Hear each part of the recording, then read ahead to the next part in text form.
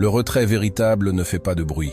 Il ne claque pas la porte, ne cherche pas à marquer la pièce de sa voix. C'est un mouvement calme, mesuré, intentionnel. Lorsqu'un homme se retire, non pas pour manipuler, mais parce qu'il a enfin décidé d'honorer sa propre valeur, cela provoque chez elle un effet qu'elle n'avait pas prévu. Il est temps de comprendre la psychologie de cet instant. Que se passe-t-il vraiment en elle lorsque votre détachement cesse d'être une simple pause pour devenir définitif? Non pas réactif, non pas teinté d'émotions brutes, mais solidement enraciné dans quelque chose qu'elle ne peut pas influencer. Votre paix intérieure. Car dès l'instant où vous cessez de vous présenter pour quelqu'un qui vous tenait pour acquis, son univers se transforme. Et ce qui la frappe le plus, ce n'est pas seulement votre absence, mais la prise de conscience qu'elle n'a plus d'emprise sur la manière dont vous choisissez de vous montrer. Elle pensait avoir tout le temps du monde, elle était convaincue que vous seriez toujours là. Alors, lorsque vous arrêtez de la poursuivre, de lui écrire, de chercher à provoquer une connexion, c'est un choc. Soudain, l'homme qui donnait sans compter se tait. Ce n'est pas un geste de vengeance. C'est la réinitialisation discrète d'un homme qui a trouvé une valeur profonde dans l'immobilité. L'homme enraciné dans le stoïcisme ne fait pas de bruit pour prouver quoi que ce soit. Il crée de l'espace pour lui-même. Au début, elle peut minimiser ce changement, se dire que vous êtes simplement occupé ou que vous jouez à la faire douter. Mais plus les jours s'étirent et plus votre silence demeure, plus il prend un poids particulier. Ce n'est pas un silence qui appelle une réaction. C'est un silence qui ne cherche plus rien, et c'est précisément ce qui la déstabilise.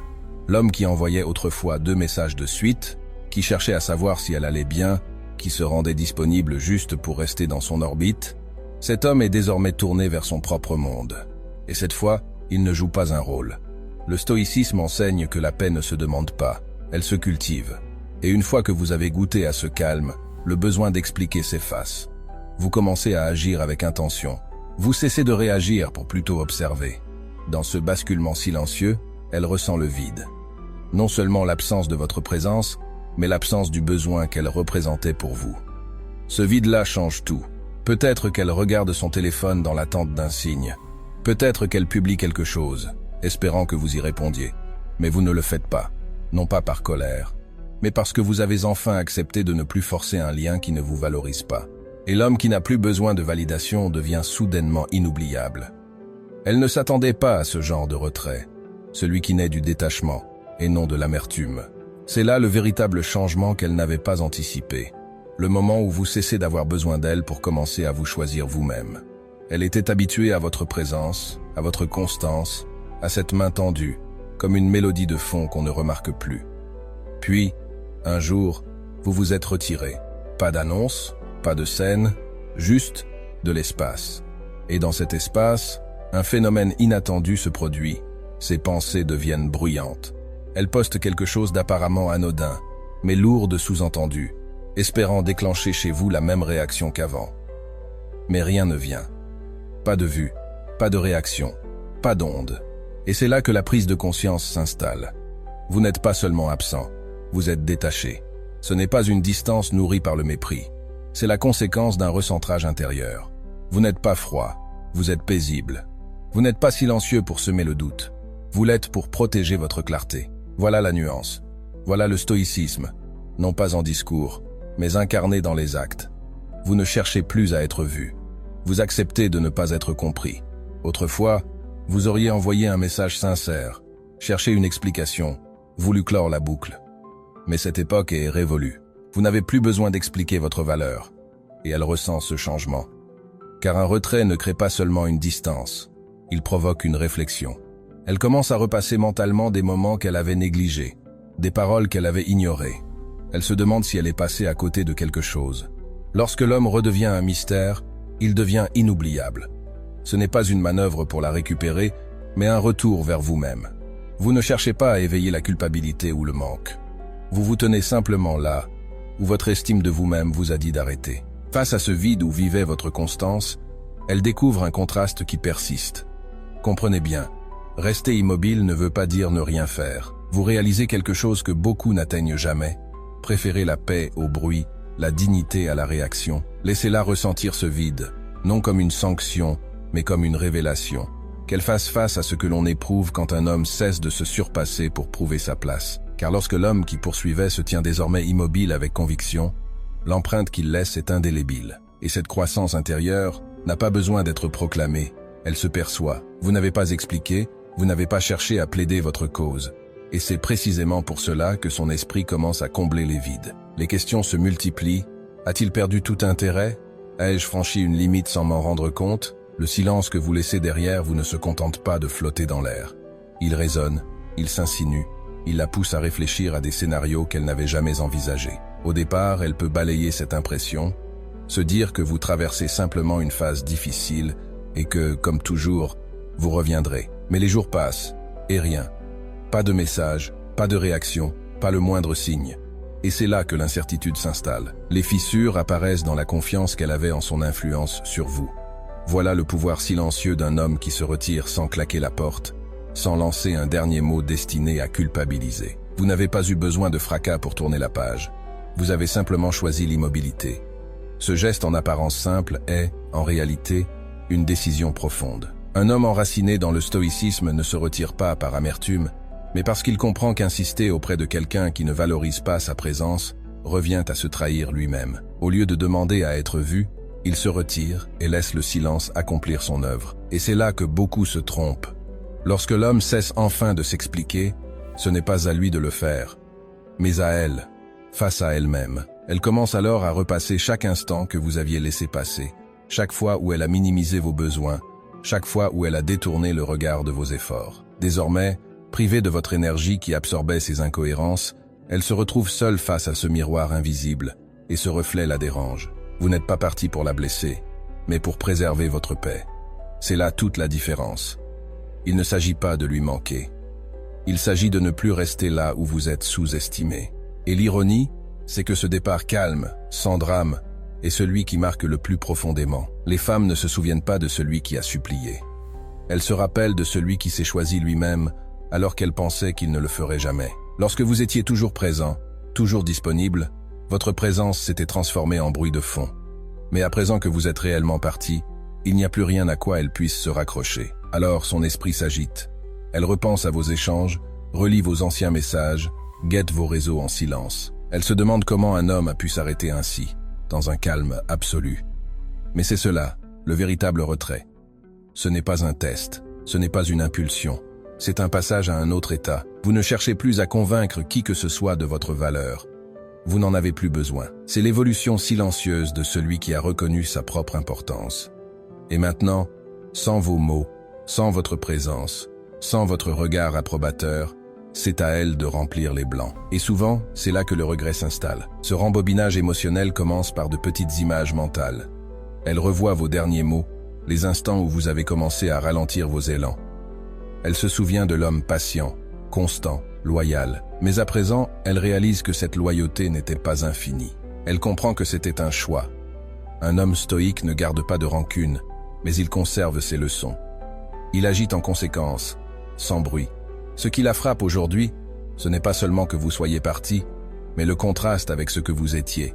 Vous étiez celui qui restait debout quand tout vacillait, celui qui accordait le bénéfice du doute, celui qui ne se contentait pas de dire mais montrait par ses actes. Et un jour, sans élever la voix, sans vous fermer, vous avez reculé. Ce retrait, sans éclat, sans crise, porte un poids immense. Elle rejoue vos moments ensemble comme pour y déceler un signe précurseur. Était-ce le moment où elle a minimisé vos efforts, celui où elle n'a pas remarqué votre fatigue? Ces pensées ne sont pas de simples souvenirs, ce sont des échos. Quand une femme réalise que l'homme qui la soutenait vraiment est désormais hors d'atteinte, son esprit ne trouve plus le repos. Ce n'est pas la nostalgie qui la pousse à revisiter le passé, mais la recherche de réponses. Car au fond, elle sait que votre changement n'a pas été soudain. Elle n'a juste jamais pensé que vous franchiriez réellement la porte. C'est là toute la puissance silencieuse de l'homme stoïque. Il n'impose rien, il ne cherche pas à choquer, mais il agit selon ce que la vérité exige. Vous avez donné, patienté, attendu, mais le jour où votre présence n'a plus été accueillie avec respect, vous avez choisi de vous éloigner, pas par orgueil, mais par principe. Vous avez compris que votre paix intérieure n'est pas négociable. Elle doit être protégée, comme on protège un foyer de la tempête. Ce retrait devient alors une ligne claire entre ce qui vous élève et ce qui vous use, et cette ligne, une fois tracée, ne se brouille pas. Quand un homme se retire véritablement, le doute laisse place au regret. Et ce regret a un poids particulier. Il ne se manifeste pas dans un éclat soudain, mais s'installe lentement, comme une ombre persistante. Elle ne croyait pas que vous partiriez pour de bon. Et pourtant, vous l'avez fait. Ce n'est pas seulement une perte, c'est une prise de conscience. Celle qui se glisse en elle comme le calme après une tempête, quand tout est silencieux mais que l'air reste chargé. Elle se remémore vos derniers mots, vos derniers gestes, le ton de votre voix lorsque, malgré la fatigue, vous essayez encore. Elle se souvient de l'homme qui revenait toujours, qui pardonnait sans drame, qui se présentait même quand elle ne le méritait pas. C'était avant que vous n'arrêtiez de vous battre pour deux, avant que vous ne mettiez fin aux discussions qui tournaient en rond, avant que vous ne décidiez de ne plus vous présenter pour quelqu'un qui n'avait pas vu que vous étiez déjà au bord de l'épuisement. Cette fois, votre départ n'avait rien de la colère. Il avait tout de la conclusion. Un homme stoïque ne cherche pas à courir après le tumulte. Il ne mendie pas la compréhension, et il ne se retire pas pour punir. Il part lorsque rester signifie se trahir. Et dans ce geste silencieux, il choisit l'alignement intérieur plutôt que l'attachement à ce qui ne sert plus sa paix. Elle le sent dans les détails qui changent. Plus de messages spontanés, plus de vérifications tard le soir. L'espace qu'elle remplissait est désormais vide. Et ce vide l'oblige à faire face à une réalité qu'elle avait écartée. Votre loyauté n'était pas un dû. Chaque jour, vous la renouveliez par choix. Et le jour où cette loyauté n'a plus été réciproque, vous avez cessé de la lui offrir. Le regret authentique ne crie pas.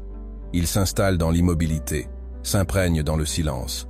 Elle voit bien que vous n'essayez pas d'être indispensable. Vous cherchez à être respecté, et quand elle n'a pas su répondre à cette attente, quand elle a repoussé votre frustration muette, ou pris votre présence comme acquise, elle a cru que vous reviendriez. Mais le stoïcisme enseigne que la liberté réside dans le fait de se délester de ce qui alourdit l'âme. Peu importe l'intensité de vos sentiments, vous n'étiez plus prêt à porter un fardeau qui n'était pas le vôtre. Peut-être qu'elle s'imaginait avoir le temps de revenir à vous. Peut-être qu'elle pensait que le cycle se répéterait, que la dynamique se renverserait. Mais désormais, votre énergie ne gravite plus autour de sa reconnaissance. Ce n'est plus l'attention qu'elle regrette, c'est votre calme, votre présence, cette stabilité qui semblait inébranlable, et c'est cela qui commence à faire le plus mal. Pas seulement la perte de l'homme que vous étiez, mais la version d'elle-même qui existait à vos côtés. Celle qui découvre aujourd'hui qu'un homme qui part en paix ne revient pas pour le bruit. Le silence, loin d'être un vide, devient la vérité rendue tangible. Car lorsque l'on choisit la paix plutôt que la poursuite, on exprime une force que les mots ne peuvent égaler. Elle, de son côté, n'avait pas prévu que cette paix serait votre arme la plus tranchante. C'est là que l'ego entre en scène. Elle était convaincue que vous la suivriez toujours, que le scénario se répéterait, elle s'éloigne, vous revenez, elle se montre froide, vous insistez, elle se sentait assurée dans ce cycle. C'est ainsi que son ego se nourrissait.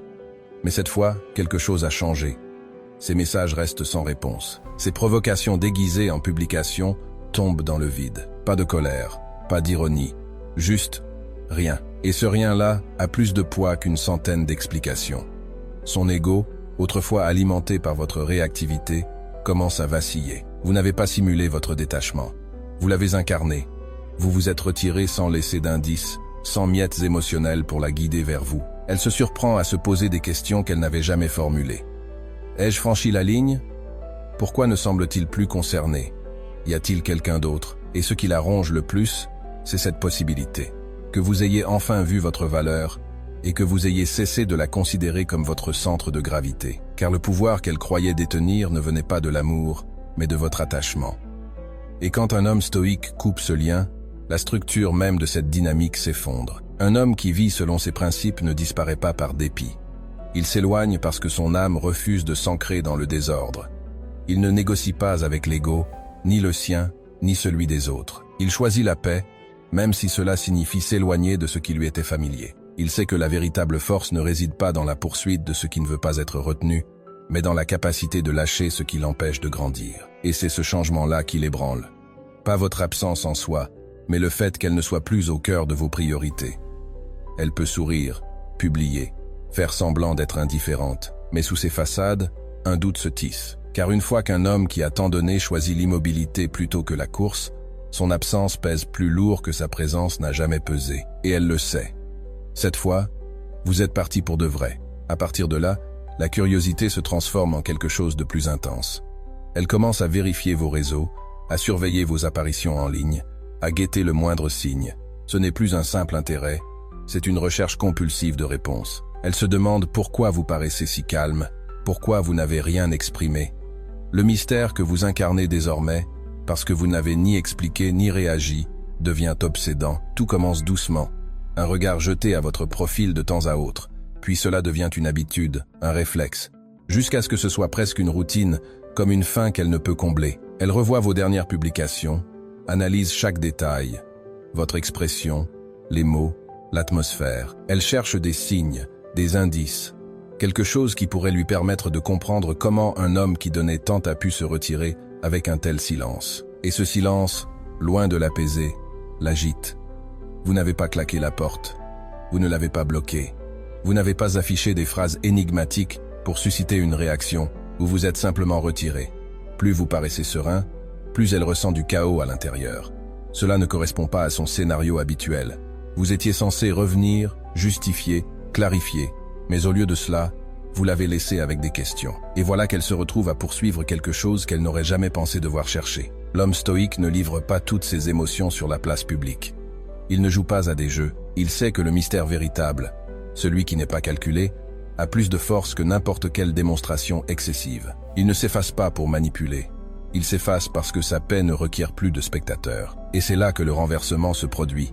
Pendant qu'elle perd le sommeil, à vérifier si vous avez vu ces signes, à se demander où vous êtes occupé à reconstruire, à vous recentrer, à investir dans ce qui compte pour vous, pas pour la provoquer, pas pour la reconquérir, mais simplement parce que vous avez retrouvé la version de vous-même qui existait sans ce bruit permanent. Et sans qu'elle s'en rende compte, ce silence est devenu l'écho le plus puissant dans son esprit.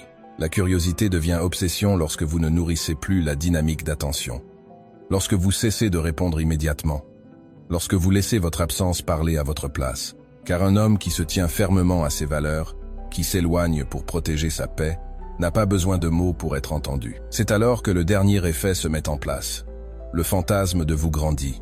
Ironiquement, maintenant que vous n'êtes plus là, vous occupez plus de place que jamais dans ses pensées. Lorsqu'elle vous avait, elle n'a pas pleinement saisi ce que vous représentiez. Peut-être qu'elle croyait que votre patience serait infinie. Peut-être qu'elle pensait que votre constance était acquise. Mais lorsque vous vous êtes retiré, sans éclat, sans explication, un espace s'est ouvert.